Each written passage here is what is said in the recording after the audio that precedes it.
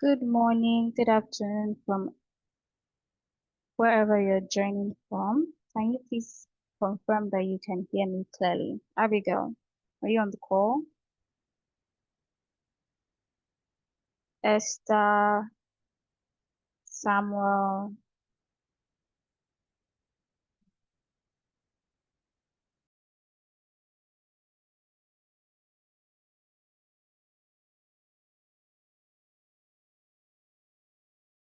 Okay, so I can see in the chat room that, okay, you can hear me. All right then.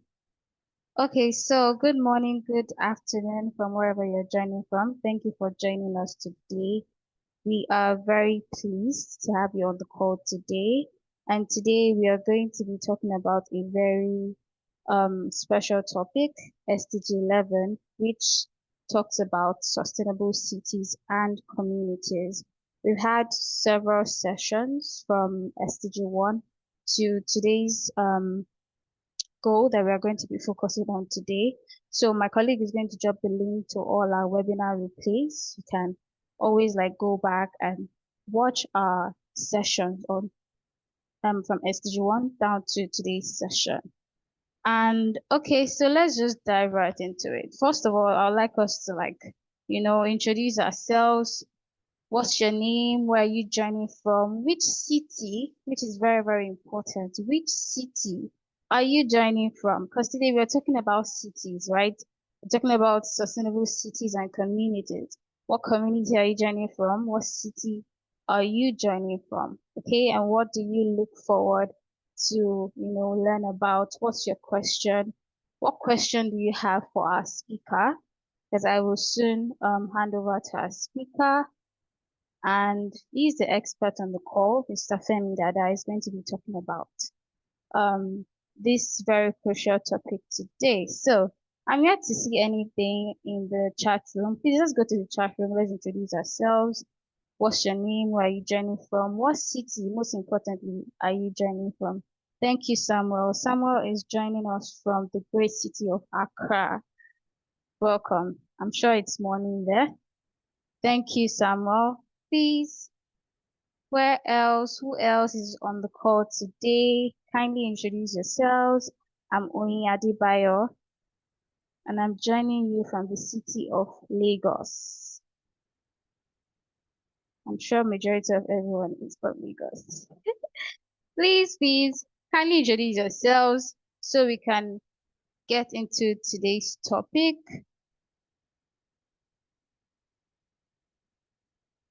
Who else is joining us? Okay, so Maoli Azuma, thank you for joining us from the city of Tema. Okay. All right. Thank you so much for joining us from the city of Tema. So we have people from Tema, we have people from Accra, we have people from Lagos. Where else? Where else? We need more people to introduce themselves. Thank you so much, Godwin. Godwin is joining us from Lagos. Thank you, Godwin. All right, so while that is going on, let's just delve right into today's topic. So today, we're talking about SDG 11, right? So let's just delve right into the key targets. Please hold on. All right, so the introduction, sorry, for today's webinar. Sustainable Development Goal 11 focuses on making cities and human settlements inclusive, safe, resilient, and sustainable. So in Africa, the goal is especially critical as the continent is experiencing one of the fastest rates of urbanization in the world. So when you hear, I have a quick question, another question.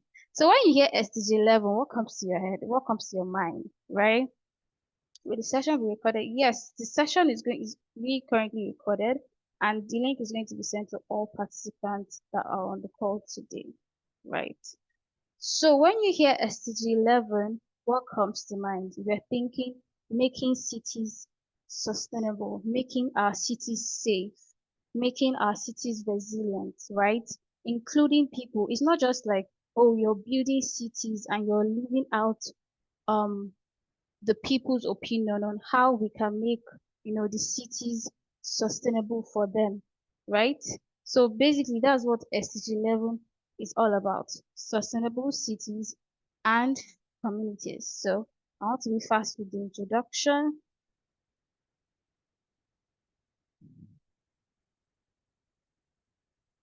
So these are the key targets of SDG 11. The key target of SDG 11 is to have a safe and affordable housing. Basically, everyone should have a decent place to live. Everyone should have a home that is not too expensive or unsafe, right? So this goal pushes for housing policies that help people live safely and with dignity. Do you understand? So when you hear SDG 11, you're thinking of, okay, affordable housing, right? Safe and affordable housing. The next target is also affordable and sustainable transport systems, right? We want to look at how public transport can be available, can be reliable and safe and affordable. Okay, so we have these public transports. If you're in Lagos, there's Danfo. There are different forms of public transport. There's if you want to move up to the elite, you want to be using Uber, or you want to be using Bolt and all of that. So we want to make sure that our public transport systems is reliable, it is safe, and it is affordable, because to be honest, not everybody can afford Uber or Bolt. So especially for those that cannot afford private cars, this includes making the roads and walkways also safe for them, right? The next target is inclusive and sustainable urbanization. I'm trying to be fast. Inclusive and sustainable urbanization is basically about city development. It should involve the people who live there. Like I said earlier, communities should have a say in how their areas are built, right, and improved, not just like, oh, the government coming and then building whatever, which might not even be safe for the people living there. So it shouldn't be just top-down planning by the government. It should also involve the people living in that community. The other target is to protect the world's cultural and natural heritage. If you look at the way um, houses are being built now, you see that they are different from the ways houses were being built back then. So, sorry, SDG 11 also focuses on protecting our historic buildings. If you see the way people, like houses were being built back then, there's like a massive difference. So this goal also targets how to, protect our heritage, historic buildings, our traditions, and keep our natural environment safe so that they don't disappear as the cities grow. The other target is to reduce the adverse effect of natural disasters. Now, cities should be built in ways that reduce damage from floods. I know that this is the rainy season, and I know that a lot of places are flooded. And this is also one of the things that SDG 11 targets, right? Cities should be built in ways that reduce damage from floods, storms, or earthquakes. It's about preparing for the future, right? Building sustainable roads, sustainable buildings in preparation for any disaster or whatever is to come. Now, the other target is to reduce the environmental impact of cities, right? This one target talks about reducing that's pollution, right? Pollution from cars, factories, and waste. So waste collection systems need to work well so that refuse doesn't pile up and affect the health of the people or the environment. Provides access to safe and inclusive green and public spaces. I think this one is quite explanatory. Parks, that's why we have like a lot of parks, markets, open spaces, and walkways. They should be clean, they should be safe, and it should also be open to everyone. Strong national, regional development planning. Um, Strong national and regional development plan. This one's also self-explanatory. Cities don't grow at the expense of like um rural communities. There should be good connections, fair benefits, and between city life and villages that provide food and resources. They should implement policies for inclusion I think I also talked about this in inclusive and sustainable urbanization. They should, this one, I've already explained this, implement policies for inclusion, right?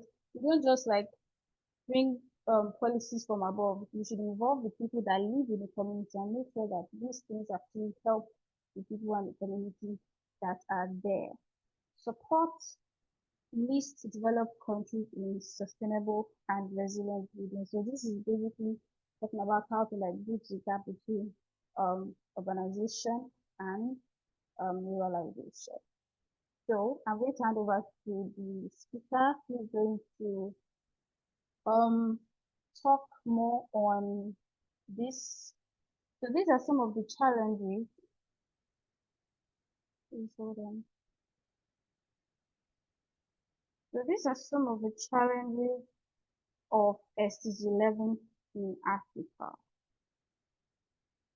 Rapid urbanization, proliferation of informal settlements. Mr. Femi is going to talk more on all of this. I'll just highlight it. Inadequate housing, poor urban infrastructure, limited access to clean water and sanitation, inefficient public transport systems, weak urban planning and governance, environmental pollution and waste management, vulnerability to climate-related disasters, and lack of affordable and inclusive public spaces. And that brings it to a close. And I'll also hand over to Mr. Femi. Like I said earlier, for those that are just joining in, we've had various sessions on SDGs, started from SDG 1, and now today we're talking about SDG 11. I'm going to drop a link for you to access our webinar replays. And these are our upcoming webinars. This month we are doing SDG 11. Next month we're going to be doing SDG 12. So we're going to drop the link for you to register in advance. And without further ado, I'm going to hand over to Mr. Femi Dada. Mr. Femi, are you on the call?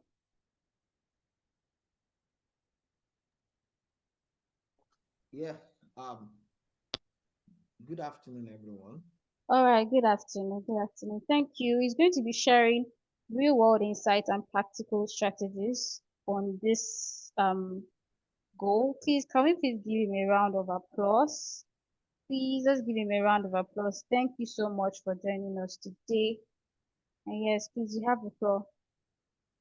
Okay.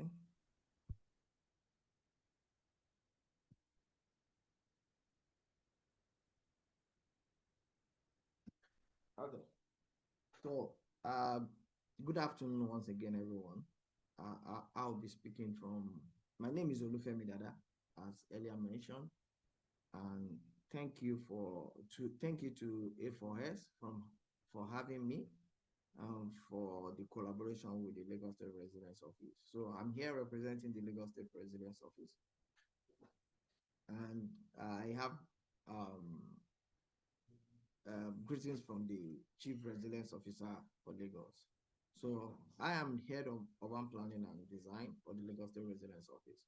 So um, for today's webinar, I'll be taking on the SDG 11 from the Lagos Resilience Journeys perspective. You know how well the Lagos State government, you know, has done in terms of conscious effort at building resilience in Lagos. So for, in order to make Lagos an inclusive, safe, resilient, and sustainable city.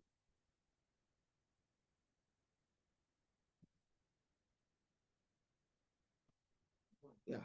So Sorry, to have Mr. an Femi, we overview. can't really hear you. Okay, you can't hear me. Hold on. Your voice is a bit low, sir. Okay, is it better this way? Okay, okay, yeah. Okay. So sorry. Okay, so I'll be addressing the topic from the perspective of the Lagos resilience journey. How Lagos is making conscious effort at improving resilience.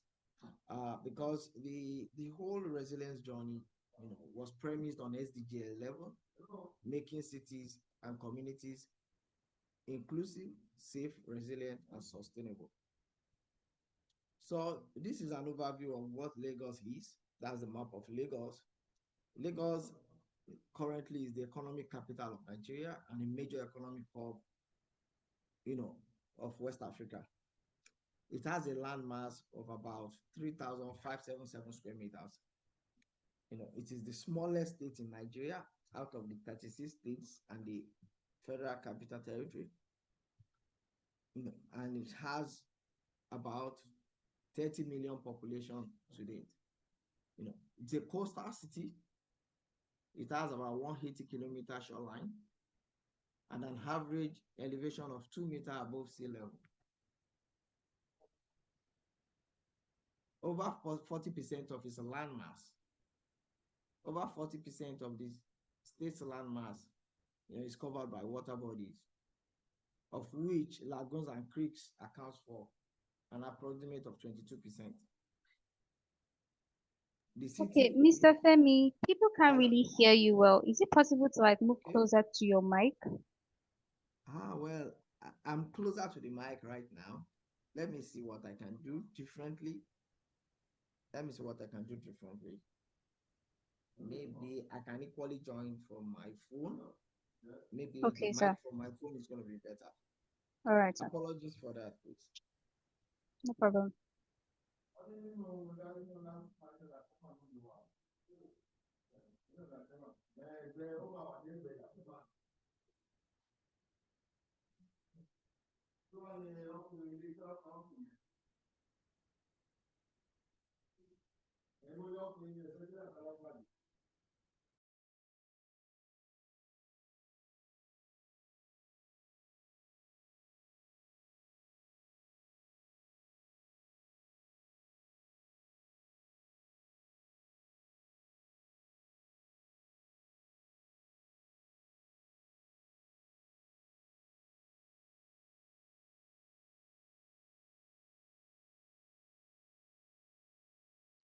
Okay, so while we are waiting for him to join by his phone, you can send us your questions. You can drop your questions in the chat room so that by the time he's back and he's done with his presentation, we can take all your questions and we will answer everything. So for now, while we're waiting for him, let's just drop our questions in the chat room.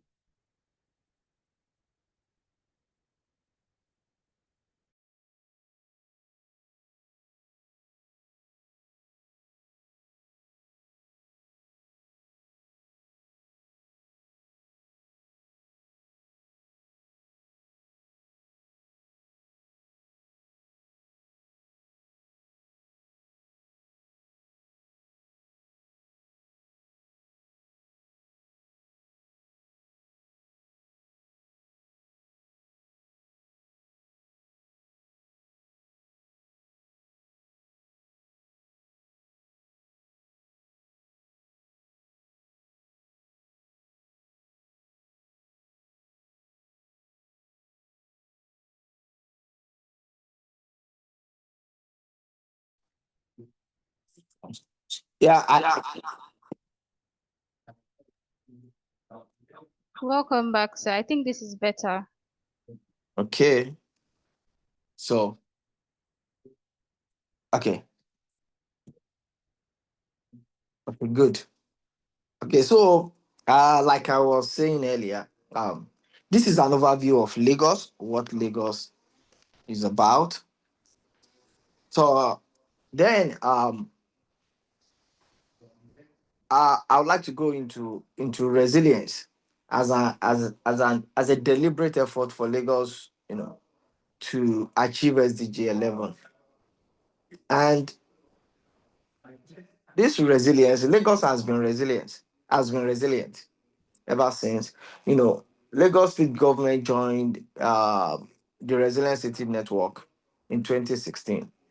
But before 2016, we had an outbreak of Ebola in Lagos in year 2014. And because of the resilience of the state and the proactiveness of the then governor of Lagos State, Lagos was able to survive the Ebola outbreak.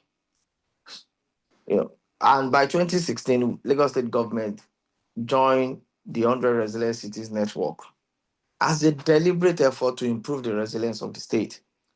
And and by that, Lagos adopted the definition of resilience according to the 100 Resilient Cities Network, definition. That is, resilience is the capacity of individuals, communities, institutions, businesses, and systems within a city to survive, adapt, and grow, no matter what kind of acute shocks or chronic stresses the city experiences or might experience. So, and that takes us to the definition of what shocks and stresses. What are shocks and what are stresses? So shocks are acute natural or man-made events or phenomena that threatens, the existence of a city. They happen suddenly or unexpectedly with serious impacts. Some of the examples of shocks and stresses in Lagos, you can see building collapse, coastal erosion, major road accidents, and flooding. Why the stresses are chronic natural or man-made events or phenomena that render the city less able to function.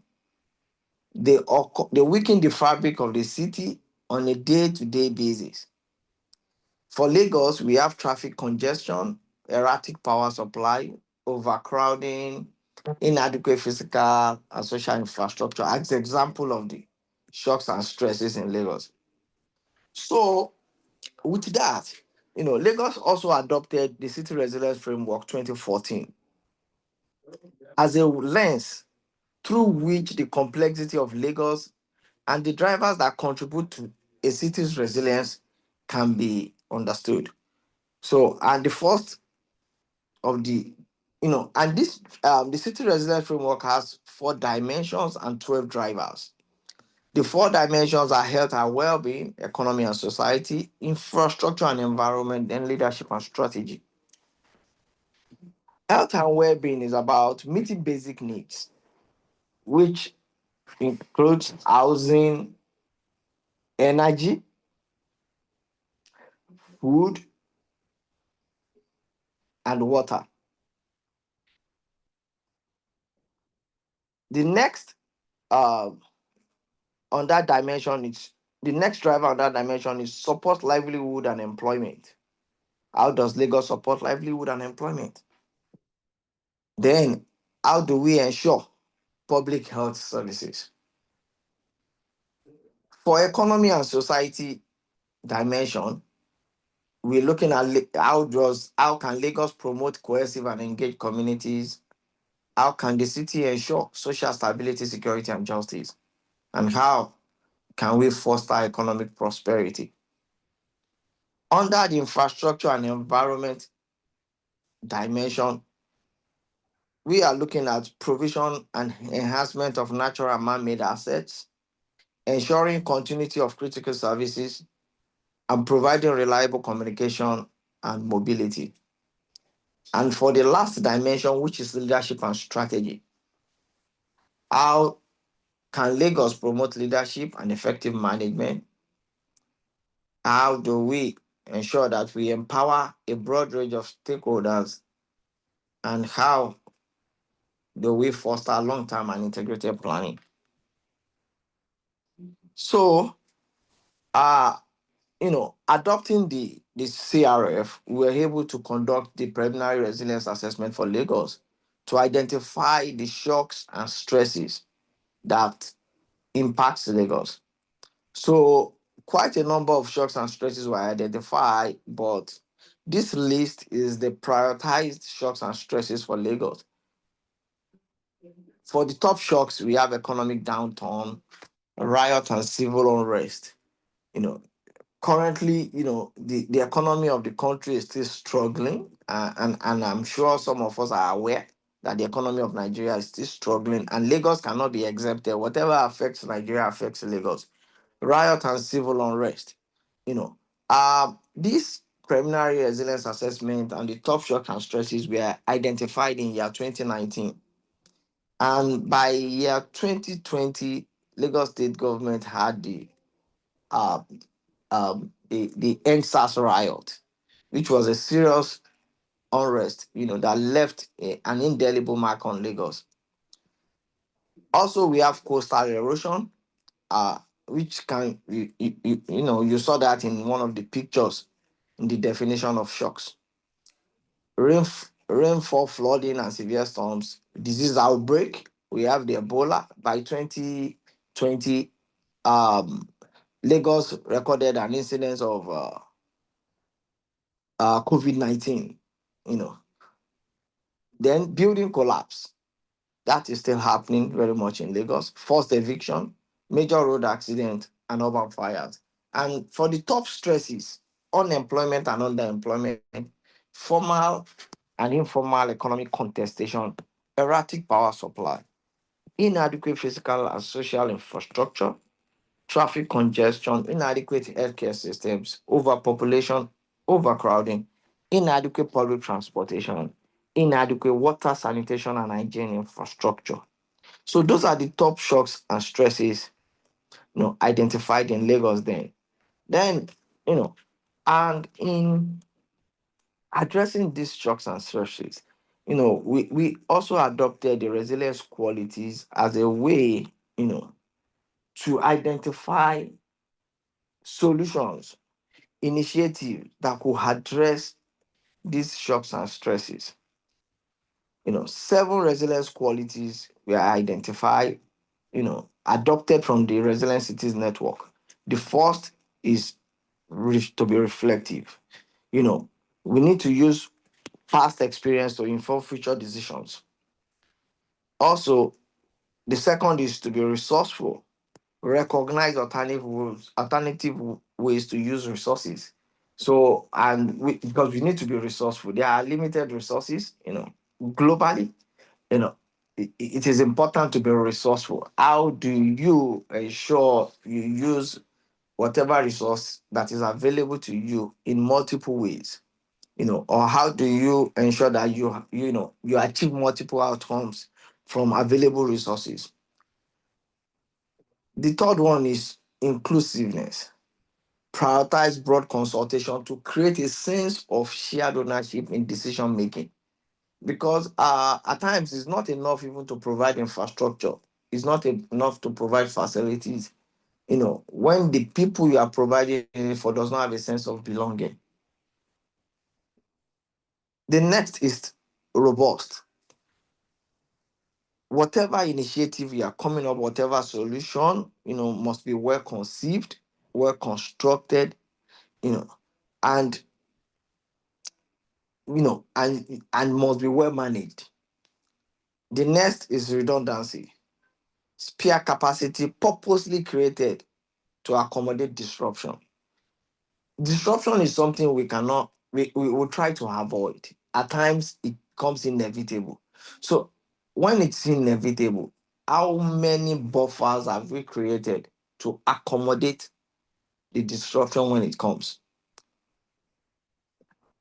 The sixth one is flexibility, the willingness and ability to adopt alternative strategies in response to changing circumstances. Change is inevitable, whether we like it or not. Change will occur, whether naturally, whether by virtue of technology. uh, for so many reasons, change will occur. And we must be ready to adjust to the change. Then integration, bringing together a range of distinct systems and institutions. No system can stand alone. See, systems work together because if you look at the shocks and stresses, you are whatever initiative you come up with or whatever solution you are trying to provide to a city's challenge. If you look at the challenge, any challenge is not a standalone. You see, there is always a point of interaction between shocks and stresses. It's either they trigger each other or in a way they impact each other. For Lagos, we had that example when COVID-19 happened, in year 2020. So people, lost jobs, people were frustrated, and at a point in time, people were carrying those frustration. by while people were trying to get out of the impact of COVID-19, the police was not, you know, they weren't using their emotional intelligence in their operation. So, and that resulted into the NSAS riot.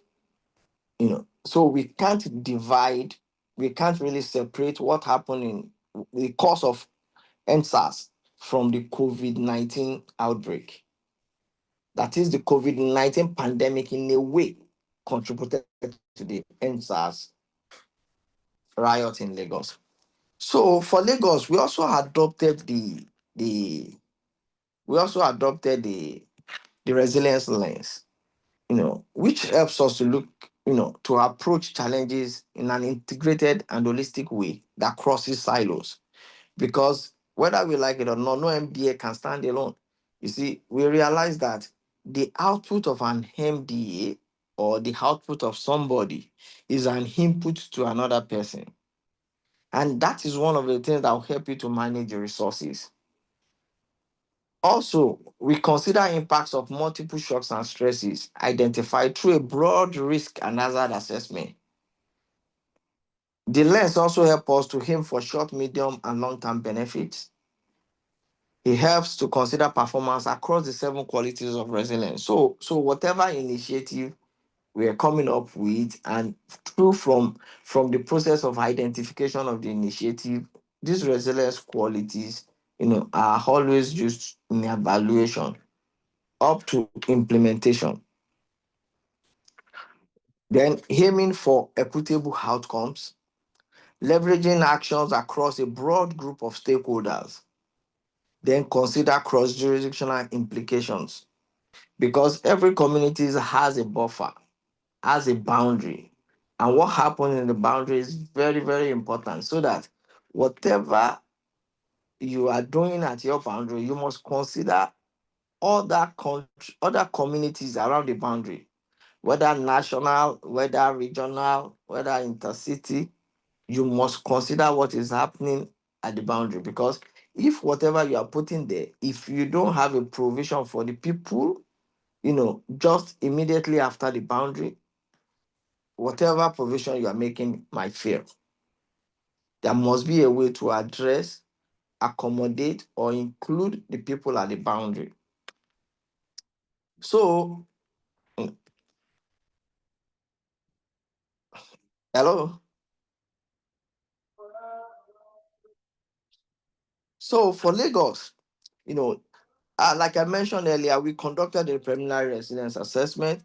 From there, we go into the strategy development and the strategy implementation.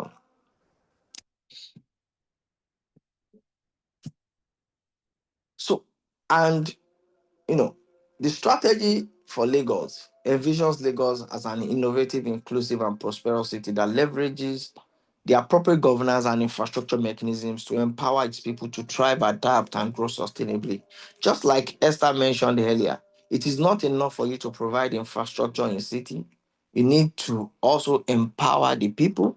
You need to sensitize the people. You need to carry the people along to ensure that those infrastructure are properly used, are properly managed, and they must have a sense of belonging, because the whole essence of the provision of even infrastructure or whatever you provide is for people to use. You know, Everything is centered around human beings. So from the vision, you know, um, we developed the strategy. The strategy has 3 pillars, 10 goals, and 31 resilience building initiative. The 3 pillars of the strategy, envisions Lagos as an efficient city, a city that builds the critical infrastructure and provides services that are required to meet the needs of the current residents and also the future ones, as well as respond to the shocks and stresses that impacts the city. The second pillar of the resilience strategy is the enterprise city, a Lagos that harnesses the human and natural assets and build a thriving and adaptive economy. That is, Lagos should leverage the geographical location as an aquatic city, the size of its population, and the robustness of its informal and formal economy.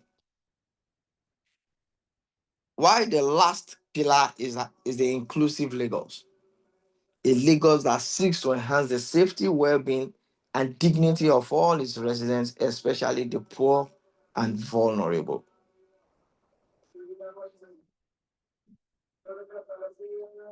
So the strategy, from the three pillars, we have 10 goals. And the 10 goals of the strategy are centered around transportation, clean water and sanitation, energy, land use planning, innovation and development, tourism, education and youth empowerment, community participation, disaster management, and health. So, under these 10 goals, there are 31 resilience building initiatives that are aimed to achieve these 10 goals. So, from there, we go into the goals. And the first goal of the resilience strategy is to develop a robust, multimodal, and integrated transport system. This is under the efficient city. So these goals are according to each of the pillars. So the first goal under the efficient city is to develop a robust and multimodal, a robust, multimodal, and integrated transport system for Lagos. The first initiative there is to implement the Lagos State Strategic Transport Master Plan. That is to advance the implementation of intracity light rail network, expansion of the bus rapid transit, the BRT, provision of terminals, multimodal interchanges that connects two or more modes of transport. The benefits of that initiative is to reduce the traffic congestion, reduction in number of vehicles on the road, reduction in emission of greenhouse gases, and man-hour losses to traffic, and provision of job. So within year 2020, this initiative has been on before the development of the strategy. At a point, it stopped. But you know, the outcome of the preliminary resilience assessment, you know, point out the fact that it is very, very germane for Lagos to invest in public transportation.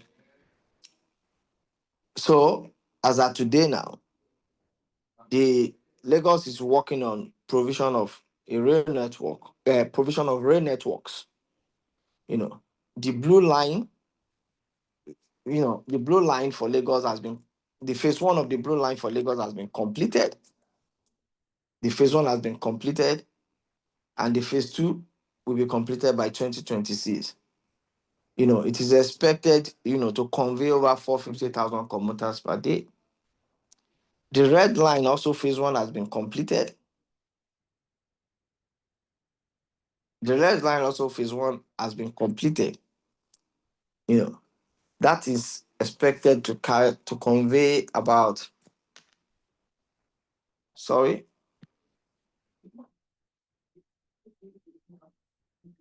to convey about over 500,000 commuters per day. For BRT, bus rapid transit, construction of bus stations, transport interchanges, and bus stops, have been on. Over 100 bus stops have been constructed. About five interchanges has been constructed to date. Currently, bus stations are being constructed. Like five bus stations are under construction. Then expansion of routes and deployment of high capacity buses. Those were the achievements to date on this initiative. The second initiative under the goal, the second initiative is to expand. The second initiative is to expand the water transportation network with increased private sector participation. This looks at provision of appropriate infrastructure, jetties, boats, dredging, and development of waterways routes, including canals, to accommodate water transportation, adoption of international best practices to ensure safety of passengers, you know, especially, because people in Lagos don't have much trust for water transportation. So, and this safety, adoption of this safety standards is very critical. Then involvement of formal and informal ferry operators. The benefit of this initiative includes traffic decongestion on highways, reduction in man-hour losses, and increased productivity, then job creation. Currently, Lagos has signed a partnership with AFD for the Omieko project that is going to provide about 78 buses, 78 ferries, electric powered, uh, electric powered ferries, you know, to for water transportation in Lagos. And the agency that is managing the water transportation in Lagos, that is the Lagos State Waterways Authority. They are licensing boat operators in Lagos so that they can accommodate, and expand the private sector participation. The third initiative under this first goal is to develop an e-platform that coordinates and integrates public transport services. This is to develop a way to access information platform. This is to develop an information platform for consumers, you know, e.g., apps or transportation board or hubs, generation of real-time data on all modes of transportation, and integration of data on how many people are moving from one mode to another. This will also help to have a journey planner that people from their homes can plan their journey. It will help you to identify where your interchanges are, what modes are available for use, from your location, from your origin to the destination of your journey. The resilient benefits include ease of trip and time planning, ease of payment, ease of identification of challenges and provision of solutions, and efficient and inclusive communication of transport information. Currently, Lagos has established a Cowrie card, you know, which is being used for integrated payment, and for all modes of the transport, you can use the same Cowrie card, without necessarily having to pay out of pocket. So for goal 2, improve access to clean water and sanitation. Availability of potable water in Lagos is a serious, you know, it's not in good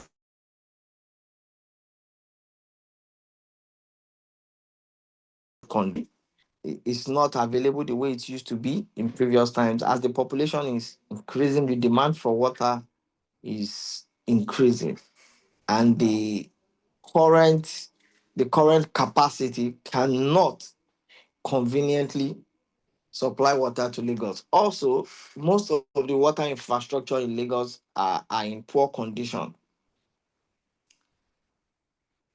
This initiative seeks to okay provide okay, sorry, this initiative, okay, so the first initiative under that goal is to provide public toilets and bathrooms in each local government and local council development area. That is construction of sanitary and safe public toilets within vulnerable communities of each local government area and LCDA.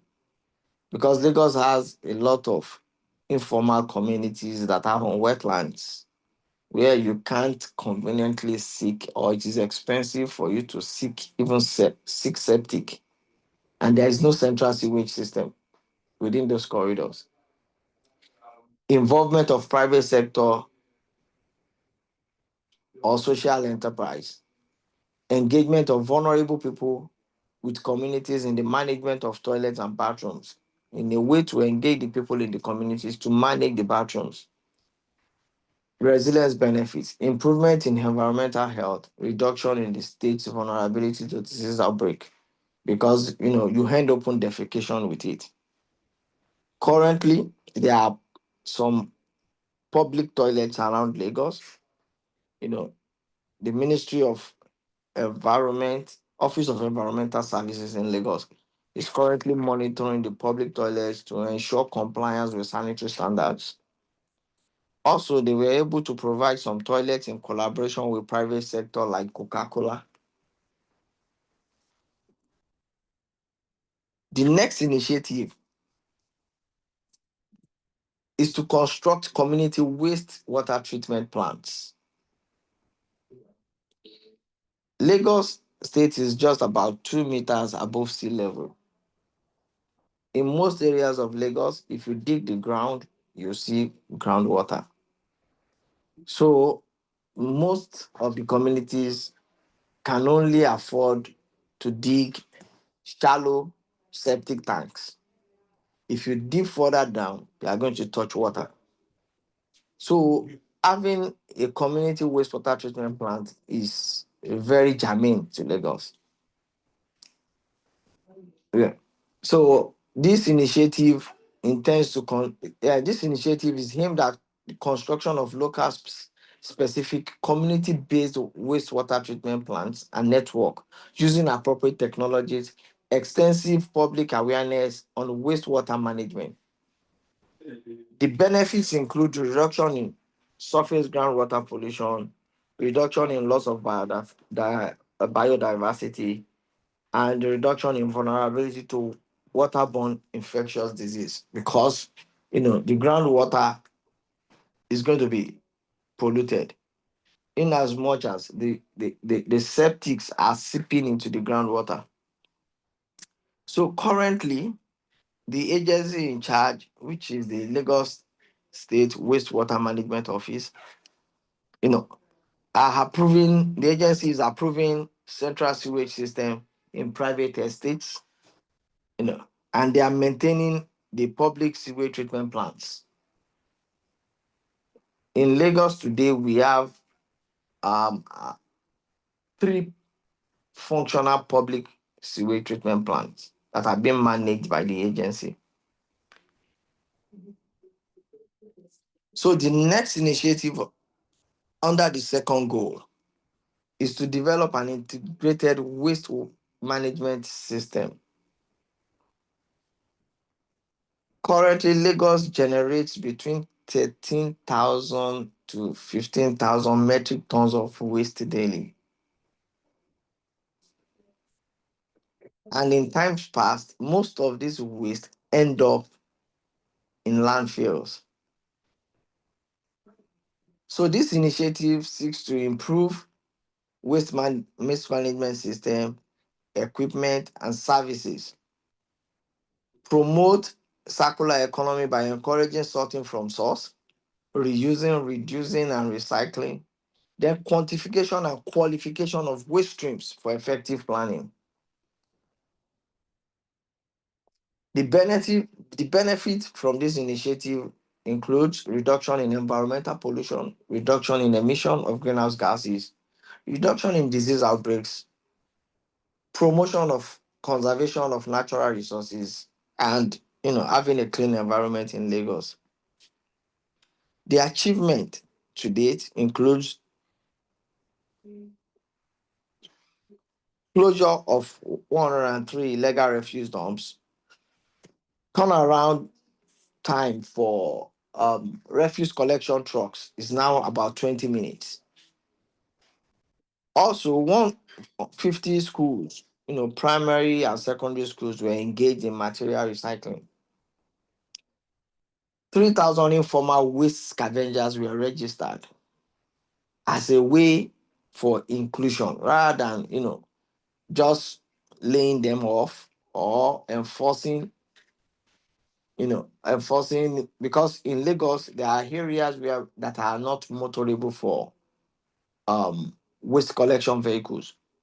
So these informal waste scavengers operate in those communities as a support system, because where the vehicles, collection vehicles cannot enter, the scavengers are the ones that go in there to pick the this thing. So also 20 estates and communities have been engaged in material recycling in Lagos. The last initiative under the clean water and sanitation goal is to expand and protect water sources to improve Lagos's water supply. That is provision and rehabilitation of water works and distribution pipes, evaluation of the state groundwater, review of regulation and policies on water provision, creation of portable water financing forum that involves local and international financial institutions, and raising awareness on the dangers of borehole drilling. The benefits is to increase household access to pipe-borne water, reduction in prevalence of waterborne diseases, and minimize water shortages and prevent drought. So currently, Lagos State government is constructing the Adiyan Phase 2, 70 million gallons per day water treatment plant. There are also conversations with the Resilience Water Accelerator and some other investors on the possibility of, you know, revamping the water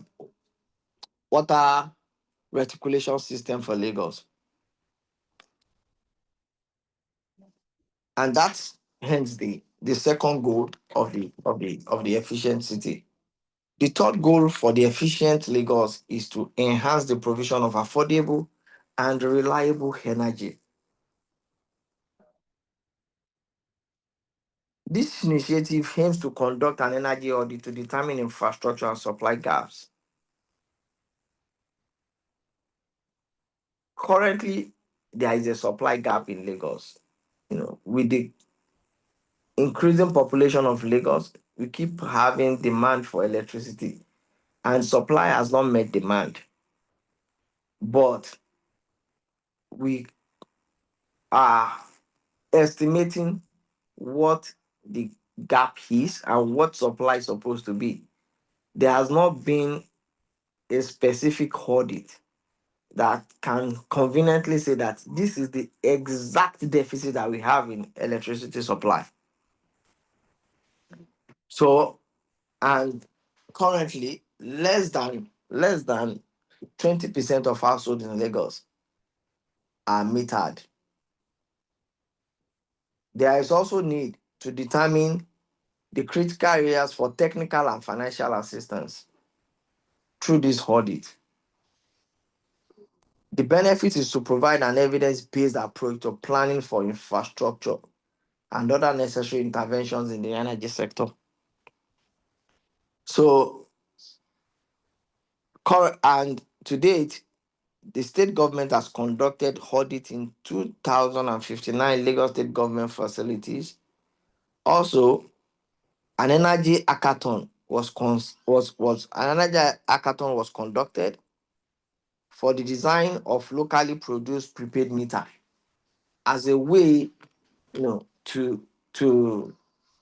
provide affordable metering and ensuring that all households in Lagos are metered. But that has not been achieved. It's still work in progress. Also, one of the problem of this energy, as in electricity in Lagos, is the fact that electricity has always been on the exclusive list of the Nigerian Constitution. It was just last year that it was dropped from the exclusive list. The exclusive list is basically that the federal government only has mandate on that sector. So the concurrent list, the state government and the federal government have mandate on the sector.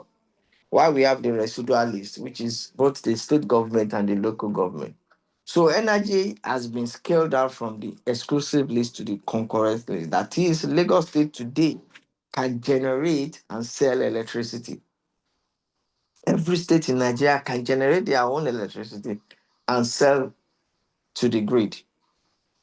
So, and we believe it's a plus for Lagos because Lagos was on the forefront of the struggle that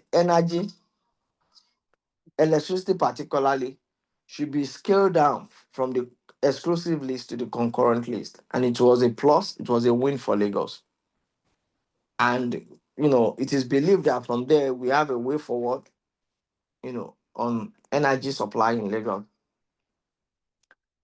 The next initiative is the delivery of clean and safe energy for cooking. How do we shift from the use of firewood and the use of kerosene to liquefied petroleum gas?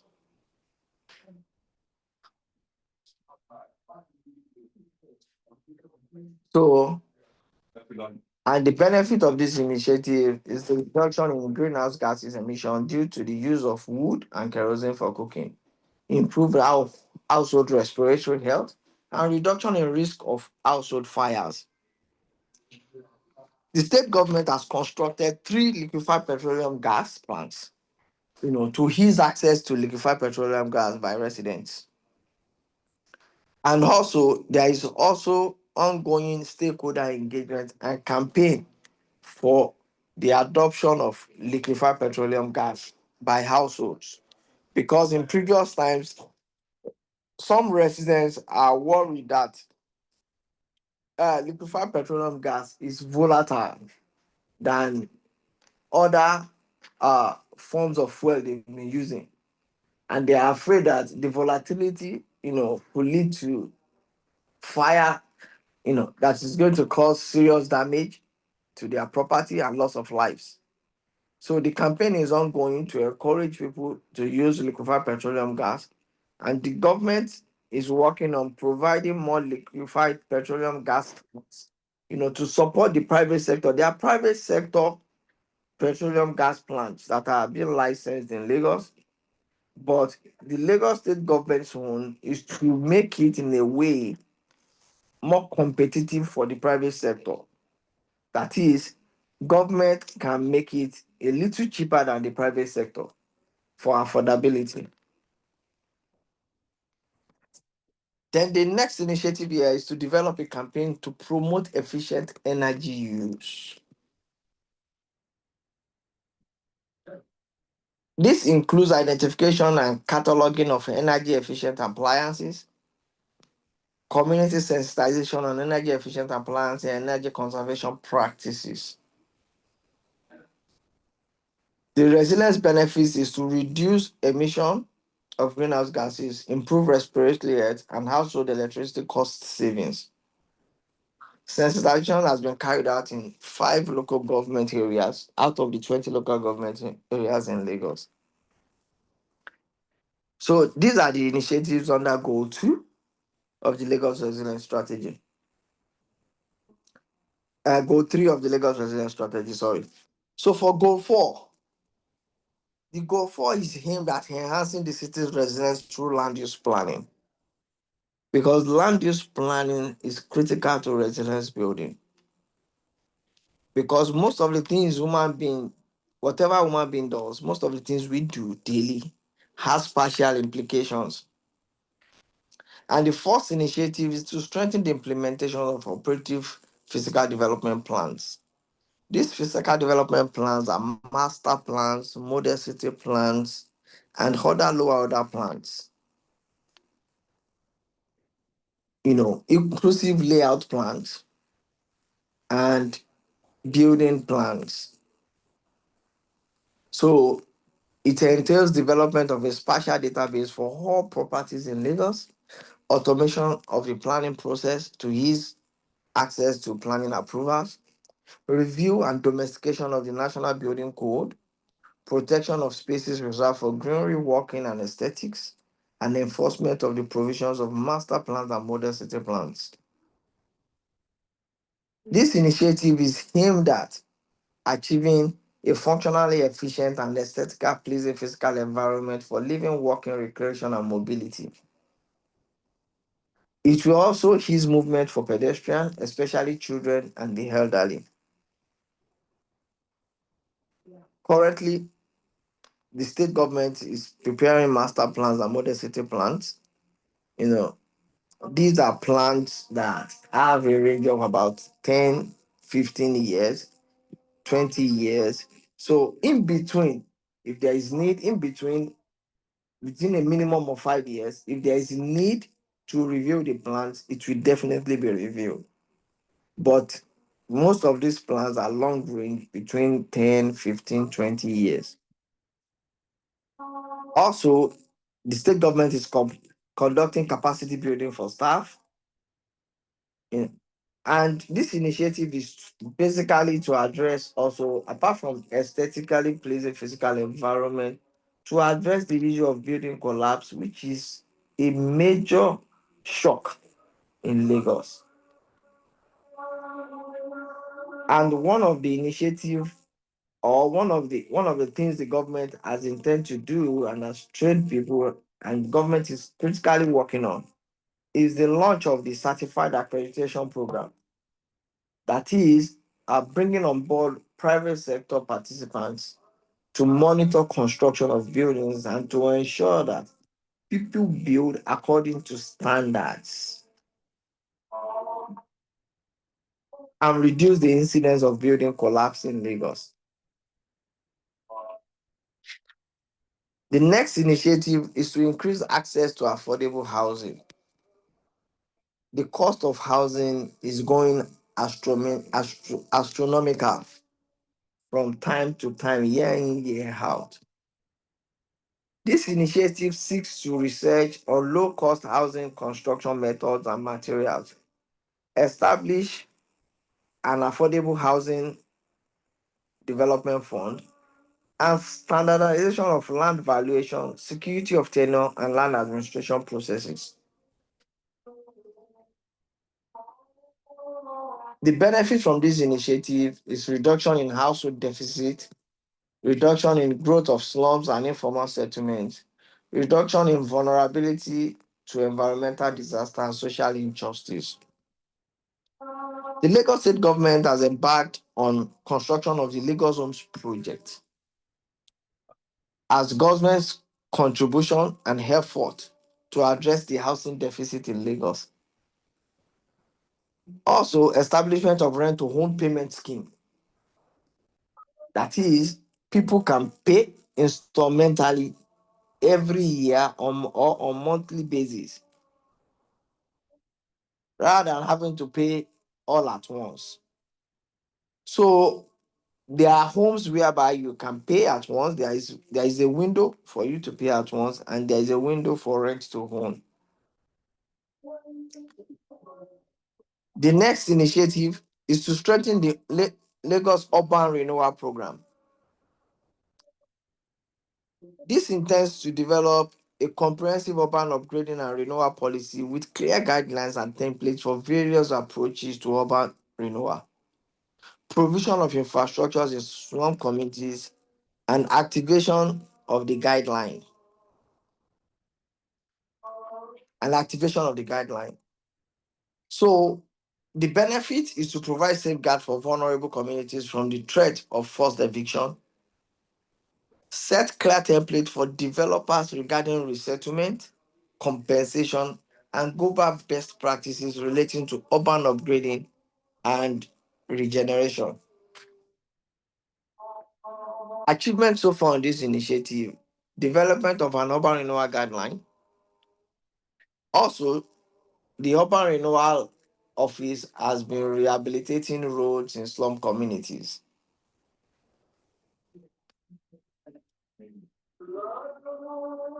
And that hence the efficient city pillar for the Lagos resilience strategy. So the second pillar is an enterprise city. A city that harnesses its human and natural assets can build a thriving and adaptive economy. So, just like Esther mentioned, it is not just about provision of facilities, provision of utilities. How do we ensure that even human beings are empowered? Lagos can leverage its geographical location, the size of its population, and the robustness of its formal and informal economy. The first goal is to entrepre- support individual and collective entrepreneurship as a driving force for innovation and development. The first initiative under this goal is to strengthen the Lagos State Employment Trust Fund to support job creation. That is, cultivation of additional funders to improve the fund reserve, then research to quantify the impact of existing funds that has been disbursed, then landscape mapping of local and international funders to provide support for trainings. The benefit is to improve the potential of small businesses to scale up and access funding for expansion, then provide on-demand skills training for youth. To date, Lagos has established the Lagos Economic Acceleration Program. They are providing support for SMEs. We have the cash and kind funding system, and the Lagos State Employment Trust Fund is collaborating with private sectors and even individuals in supporting SMEs, MSMEs, and uh and startups in Lagos. The second initiative under this goal is to establish at least one innovation and incubation hub in each of the 57 local government areas and LCDs in Lagos. That is provision of an environment in which technology and other innovative ideas have been nurtured and curated for industry uptake. Focus on vulnerable and spatially isolated communities where no hub exists currently. Resilience benefit is to promote decentralized economic development and encourage economic development, spatially and across sectors. Increase ideation, prototyping of creative, innovative products and entrepreneurship. Contribute to the development of the innovation ecosystem and provide a platform for youth empowerment and skill development. Achievement to date. Um, this initiative is also being anchored by the Lagos State Employment Trust Fund. They've partnered 40 private hubs on this initiative.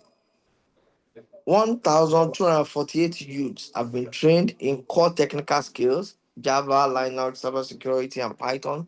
148 tech startups have been incubated in cohort ideation hubs, and 6 Go Recycle Hub has been launched. Also, one hub loan has been disbursed so far since the development of the Lagos Resilience Strategy. The next initiative under this goal is to upgrade market infrastructure. This is looking at planning, redevelopment, reorganization, and provision of relevant infrastructure in Lagos traditional markets. Establishment of a market upgrading fund and leveraging traders associations to operate public-private people partnership. That is, how can we ensure that when markets are developed, the initial operators in those markets, the initial traders, are not moved out of the market. The initial traders are still able to afford to operate within that market. They are still able to afford the stores are still able to pay for the stores. The benefits of that initiative is to provide safeguards for vulnerable communities from the threat of forced eviction. It will set a clear template for developers regarding resettlement, compensation, and global best practices relating to urban upgrading and renewal. So, while constructing markets, that's been, in previous times, we identified that most times when these traditional markets are being redeveloped in the guise to provide, necessary infrastructure like road, provide water, provide electricity, provide parking spaces, you know, when the markets are being redeveloped, the initial occupiers of the market are always left out in the planning. And at the end of the day, when the market is being redeveloped, they cannot afford to pay. This initiative is also looking at providing a market development fund. That is, if there is a market development fund that developers can access at single digits, it will be able to help to reduce the cost and the load on the market operators, on the traders in the market. And they will be able to pay, you know, over a long period of time rather than, having a developer develop, access from the regular commercial banks with high interest rates and the need to pay within a short period of time. So currently, we are yet to have a market development fund in place, but the state government has been providing water, improving roads, providing drainages, toilets, and electricity in markets, also providing security system in markets. Also, some markets are generally being redeveloped, you know, with provisions for people that are operating currently in those markets. The next initiative under this goal is to establish an information and communication technology village that incorporates the current computer village. The current computer village is the largest hub for ICT related um ICT related materials, equipment, and appliances in Africa. Establishment of a dedicated commercial space for the technology value chain. Because currently the computer village that we have in Lagos, as pronounced as the computer village is I would say it's not a defined market. Mr. Femi, Yes. sorry to cut you off. Just a quick time check. It's already past 1, and we're trying to be Okay. mindful of Okay. some of our attendees that are going out for prayers because today is Okay. Friday. Okay. Okay. So I'll you speed can up. just I'll speed touch up. on the final key points so we can begin to Okay. wrap up. And we still have like Okay. questions from attendees for you Okay. to answer. Okay, I'll do that. So, All so right, thank you. establishing an information communication and technology village that will incorporate the current computer village. You know. So, then the next initiative is to expand the Master Craftsman project. Currently, expand the Master Craftsman project to train artisans in construction related skills because uh developers in Lagos we go as far as Republic of Benin to engage construction related skills, and we have youths in Lagos. How can we ensure that the people can source in work for construction? That is what this initiative is all about. Then we go to the second goal: position Lagos as an attractive and open city, valuing cultural and environmental assets. This intends to strengthen the creative sector in Lagos by establishing a film village. That is, we need to have a film village of our own that will look like the Hollywood. 100 hectares of land has been secured for the film city. 4,106 students have been trained in collaboration with private creative academies. Then The next initiative is to promote sustainable waterfront tourism to improve livelihood in coastal communities in Lagos. Then the next initiative after that is to regenerate farm center and explore urban agriculture opportunities to strengthen food security. Because as the population is increasing, the demand for food increases. And Lagos State government is doing a lot around agriculture to ensure that there is food security. Since NSAS, Lagos has been struggling with food insecurity one way or the other. And with the economic downturn, the cost of food has gone up astronomically. So the government is working seriously to ensure that there is food security in Lagos. Why the goal three for this for the enterprise cities to prepare youth for a changing economy, to broaden the scope of ICT in school curriculum, to train students, provide functional computer laboratories, internet facilities, uninterrupted power supply. Why the second initiative under this goal is to scale up the Code Lagos program, that is the Digital Skills Initiative Lagos, to train out of school people, you know, on coding and other related skills. So we go to the inclusive city, which is the third pillar. That is a Lagos that seeks to enhance the safety, well-being, and dignity of all its residents, especially the poor and vulnerable. The first goal for this initiative is to create an inclusive environment for all city residents. That is, scale up implementation of the Lagos State Special People's Law. The Lagos State government has a special people's law. How do we scale up the implementation of that law? That is inclusion of people living with one form of disability or the other, the aged and the children. Community participatory flood management.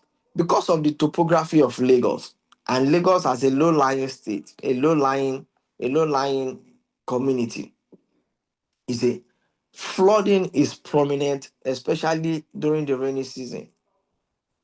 So how do we ensure that communities, before before government's response to flooding, communities can respond on their own? How do we train people in communities to respond, to manage their black spots, so that whenever there is rainfall, the storm water will be able to find its level without necessarily causing severe flooding? The goal too for this third pillar is to strengthen information management and disaster preparedness. That is, strengthen the state's emergency response system. We have the Lagos State Emergency Management Agency. Lagos State has a toll-free hotline 767 and 112. People need to be more aware of those emergency hotlines. Lagos needs to equip all arms of emergency service units with state-of-the-art equipment and build capacity for emergency response. We also need to develop an e-platform that integrates all emergency services. The next is to expand the use of Lagos State Citizens Gate platform for effective e-governance. That is, expansion of the Citizens Gate. There's a Citizens Gate platform. So expansion of that platform to ensure that people can see something and say something. That is, when you want to communicate with the government, it's a platform for you to communicate with government, to give a feedback to the government. The next initiative is to strengthen the state's capacity for collection, analysis, and dissemination of data, that is demographic data. People in Lagos needs to have a form of identification within the state so that we can know where who lives, what everybody does. So that we'll be able also to the state government can be able to plan for the residents. So the last goal for this third pillar, that is the inclusive pillar, is to improve the health system to support Lagos residents in times of shock. Lagos has the Lagos State Health Scheme, which is an health insurance scheme, to intensify sensitization of residents to increase number of enrollees on the scheme, expansion of registration of private healthcare facilities to promote coverage to hard to reach groups. And Lagos already has a dedicated 1% of the state's consolidated revenue fund to support the health scheme. So currently we have about 1,187,519 enrolled from inception till December 2024. And 550 healthcare providers have been empaneled on the Ilera Eco Health Scheme. The next initiative is to upgrade public healthcare facilities in Lagos. That is, provide public healthcare facilities with modern equipment to increase the quality of services, develop a facility maintenance plan for the healthcare facilities, and develop a mandatory recruitment, retention, and professional capacity development plan for healthcare workers. Why the last initiative is to develop an health system that incorporates disease surveillance. That is, we need to have an electronic medical record system in Lagos that even when you are relocating from one community to the other, your medical record can be transferred to whatever community you are relocating to.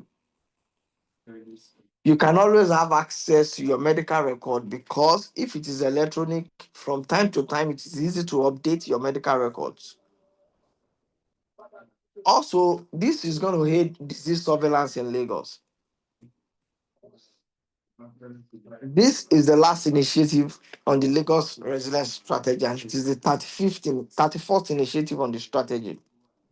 So, apart from the implementation of the initiative, the Lagos state government is also mainstreaming resilience culture in Lagos. And part of activities that have been conducted around mainstreaming is to sensitize officials of MDAs on resilience thinking, sensitize schools, students, train MDAs on monitoring and evaluation of projects, programs, engage with MDAs, academia, and other stakeholders on resilience-related initiatives, development of community business continuity plans to improve organizational resilience in the state. The Lagos State Resilience Office also collaborates with private sectors, on conversations around resilience building. One other initiative apart from the Lagos Resilience Strategy is Lagos State Resilience Office collaborated with Heritage World Foundation to develop the Ajegunle Ikorodu Resilience Action Plan. Also, development of the Lagos Climate Adaptation and Resilience Plan. Then, sensitization of officials of local governments and local council development areas on resilience thinking.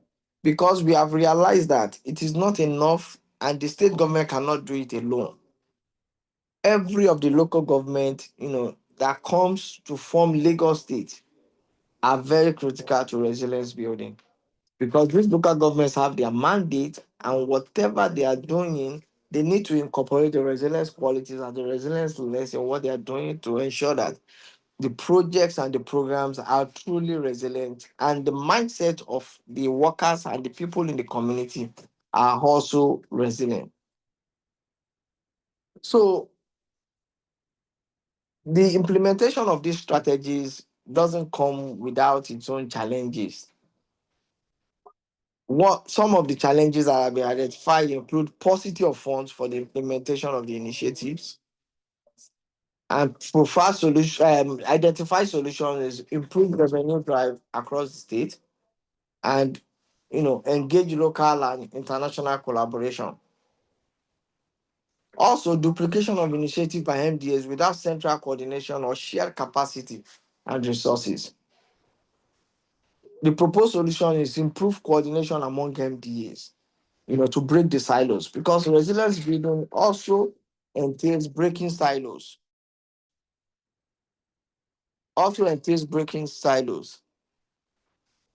So, improve coordination among MDAs and lack of business continuity plan. This was majorly identified during COVID-19. So currently, the Lagos State Resilience Office is championing the development of business continuity plans for MDAs. So for resilience building, there are critical success factors, and there are critical success factors to the implementation of the Lagos Resilience Strategy. Mainstreaming resilience, collaborative engagement, monitoring, and evaluation. In conclusion, the Lagos Resilience Strategy provides a framework for protecting Lagos against present and future shocks and stresses through a cohesive, multi-stakeholder, multi-level, and cross-functional approach. The document, however, in no me- the document, however, is not exhaustive and is expected to be reviewed every 5 years to monitor its alignment with states' development priorities, capture current realities, and track the state's progress on resilience building. So the strategy was launched in February 2020, and it's already due for review. And we are already reviewing the strategy. But in reviewing the strategy, the resilience framework 2024 is out already. So we will be adopting the resilience framework for year 2024, which seeks to, more, in a way, modify the resilience framework from what it was in year 2014. Because in year 2014, we have for the fourth dimension, we have local governance and planning. However, for year 2014, we have leadership and strategy as the fourth dimension. But here we have local governance and planning. And the drivers of resilience in the year 2024 framework has been in a way modified, to be easier to incorporate into the city's operations.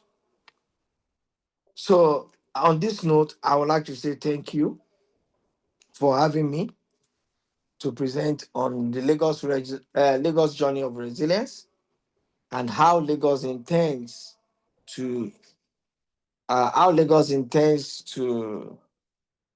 provide an inclusive, safe, resilient, and sustainable environment. Thank you. All right, thank you so much, Mr. Femi, for that in-depth explanation on this crucial topic. Thank you so much. So for now, we are going to move to the Q&A session. So we have some questions from some of our participants.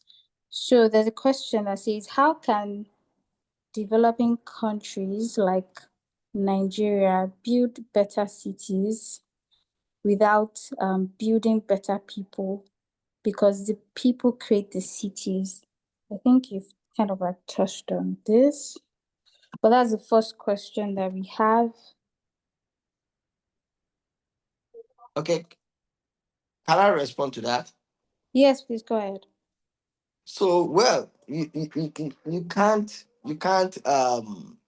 separate the city and the people, because the people makes the city. So it is very difficult, any development country, there is no way you can build better cities without building better people. Everything has to go hand in hand, because the people will manage the city.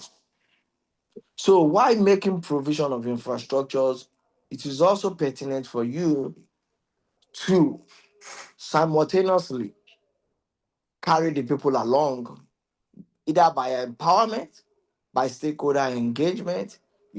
So if you look at what the city resilience framework is portraying, when you look at local governance and planning, it says accountable local government, inclusive civic engagement and participation. So there's no way you can divide the people from the city. That is what I have to say.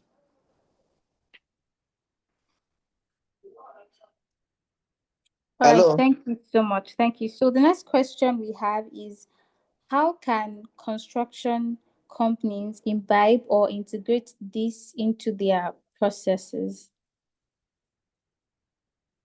Well, we are having conversations, and in most of our conversation in Lagos, you know, we because there's no way we will conduct our resilience assessment. There's no way we do our monitoring without having feedback from the private sector, feedback from experts, and experts are not limited to government employees alone. We have experts in the private sectors. We have experts that are standalones.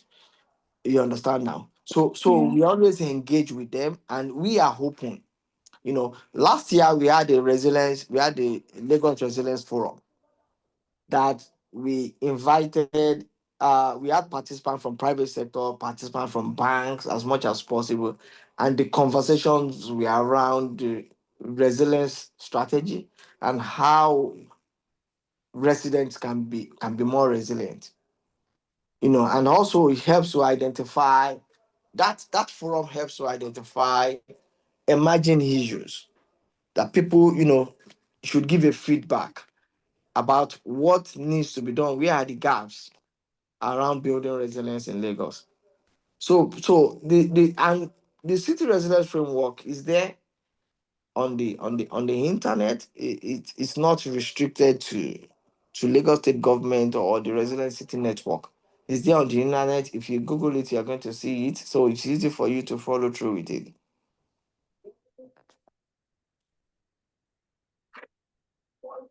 I hope that answers the question. All right. Thank you, sir. So the next question is, how do we build regenerative and urban resilience against urban slums in Africa? That is a very tough question. You see, why that is tough is it is financially it is financially that is expensive. It is expensive financially. It requires so much fund because when it comes to moving people, there is this element of compensation and accommodating. Because if you want to regenerate city, yes, it's something that can be done gradually, but whatever provision you are making has to be affordable. Do you have the resources? That is the complexity, availability of fund. You see, and for Lagos as an example, you can't control the population. Unlike a country has its boundary, can control the population of people coming into the country. But Lagos can't control the people. Nigeria can control the people coming into Nigeria, but Lagos can't control the people coming from other states. Most of the population increase in Lagos, apart from birth, is through people coming from other states. So, and Lagos cannot control that. So you can see, and as the population is increasing, when people come into the community, their first landing space is those informal communities. Yes, the conversation is continue. We continue provision of infrastructure in those communities because regenerating city is expensive. You can't just say, okay, you want to do regeneration or you want to redevelop communities. You can adopt different models of urban renewal. You can inject infrastructure into those communities because even if you inject infrastructure, water, roads, there is going to be face uplift for those communities. And when there is a facelift, you know, investors will come in because people will have trust in those communities. But will it still be a safe haven for the people that are living there? Because immediately infrastructure comes in, the value of those communities will go up.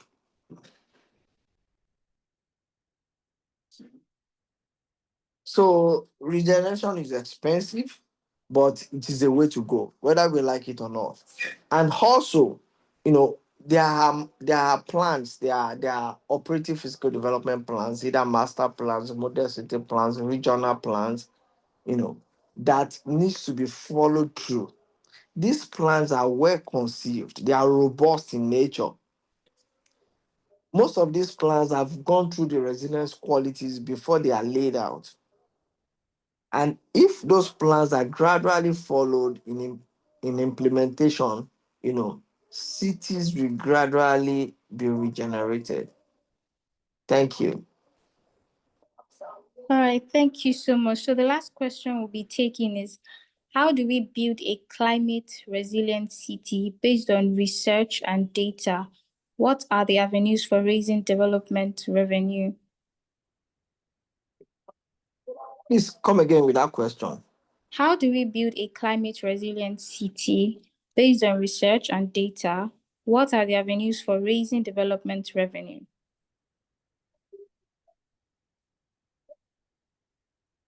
For raising development revenue. So, yes, to build climate resilient city, there are many sectors that are involved. We need to build you need to have a functionally efficient and aesthetically pleasing physical environment, whether you like it or not. That is very critical. Having an aesthetically pleasing physical environment. So when you have plans, you follow through to the plans. For example, in Lagos now, we have master plans and model city plans that makes provision for what you can build, how you can build, and the other components that needs to go into your housing. Apart from the building, you need to provide for green spaces, you need to provide for landscape, you need to plant trees. Cities need to shift from use of fossil fuel to from use of fossil fuel to um to electricity, electric vehicles and the likes, from use of other sources of energy like solar needs to be adopted. Also, to build climate resilient city, it is important for people to be carried along. That civic engagement and participation needs to happen from time to time. Also, the waste management practices needs to be integrated, because especially in managing the biodegradables, we must find a way to convert our we must have a way to convert our waste to resources.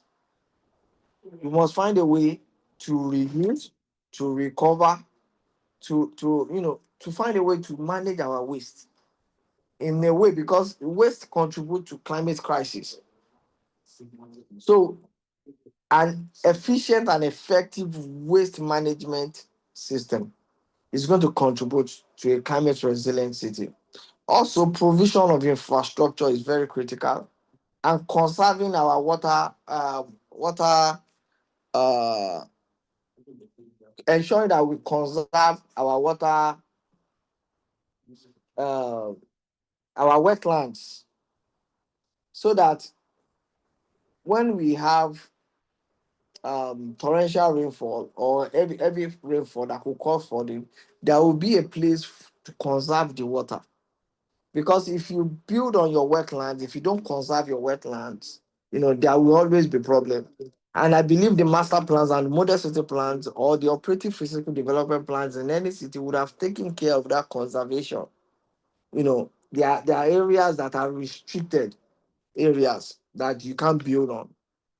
So those places ought to have been secured by the master plans and model city plans.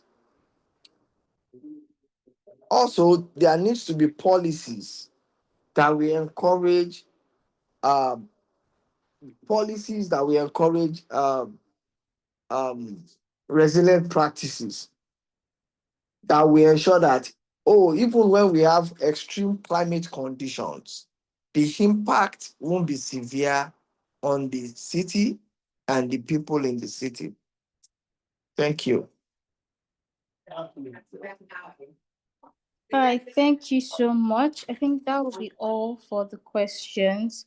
Thank you so much, Mr. Femi, for taking out of your busy schedule to attend this webinar and discuss this crucial topic with every one of us. So the time is fast spent.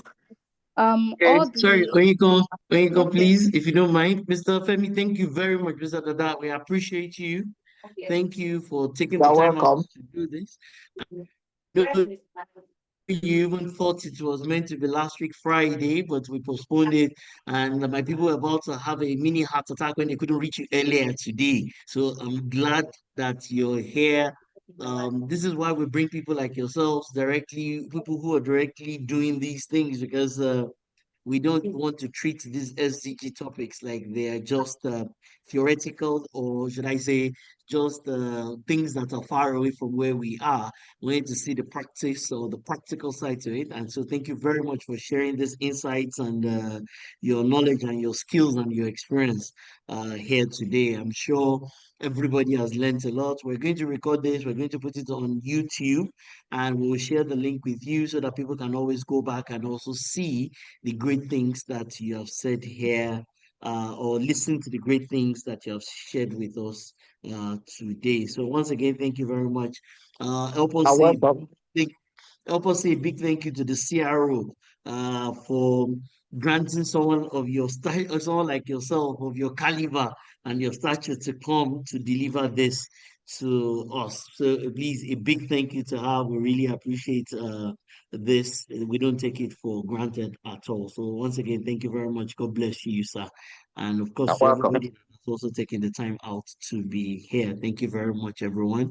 I hope this has educated and enlightened all of us adequately with regards to this particular goal, SDG 11. I believe next month we're going to do 12.